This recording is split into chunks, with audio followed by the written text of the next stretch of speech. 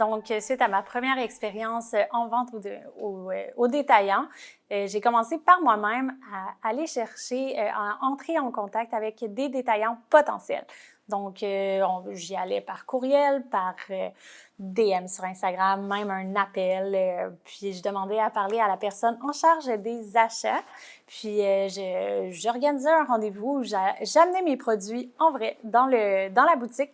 Puis, j'essayais d'expliquer pourquoi la personne devait avoir ces produits-là en vente dans son commerce. Donc, après quelques années, je me suis rendu compte que j'avais besoin d'aide pour passer au prochain niveau. Donc, j'ai fait appel avec des agents de distribution et des showrooms qui sont spécialisés dans le domaine du commerce B2B. Donc, dans le fond, comment ça fonctionne, c'est que les agents et les showrooms ont un territoire donné dans lequel ils sont vraiment spécialisés. Donc, on a une agence à Montréal, une agence pour les provinces de l'Ouest canadien. Et aux États-Unis, c'est séparé en 3 sections, l'Est, l'Ouest et les États du Sud. Donc, chaque agent couvre un territoire et est spécialisé. Ça lui permet de se déplacer puis de mieux couvrir le territoire de vente. Comment est-ce qu'on a trouvé ces agences?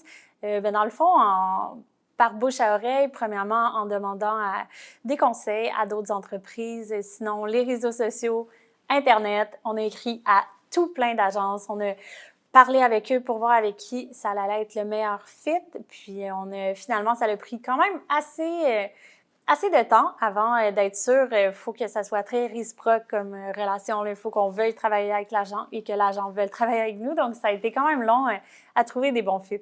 Ce qu'on regarde pour voir si c'est un bon fit entre la marque et le détaillant, c'est premièrement la situation géographique.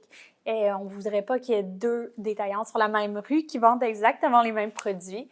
Sinon, on va regarder l'esthétique de la boutique pour voir si c'est bien aligné avec l'image de marque. On va regarder aussi qui est la clientèle cible. Est-ce que c'est la même que la nôtre? Est-ce qu'on pense que nos produits peuvent répondre à une demande chez ses clients? Puis, on regarde aussi, est-ce qu'il y a des marques complémentaires qui sont vendues dans ces boutiques?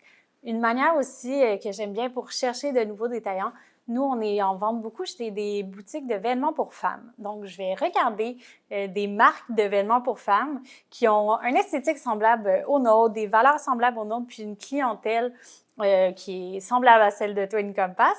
Puis, je vais regarder sur leur site web où est-ce qu'ils sont vendus. Ça peut être des bonnes pistes de détaillants qui aimeraient peut-être vendre nos produits, puis on sait que la clientèle serait alignée avec la nôtre.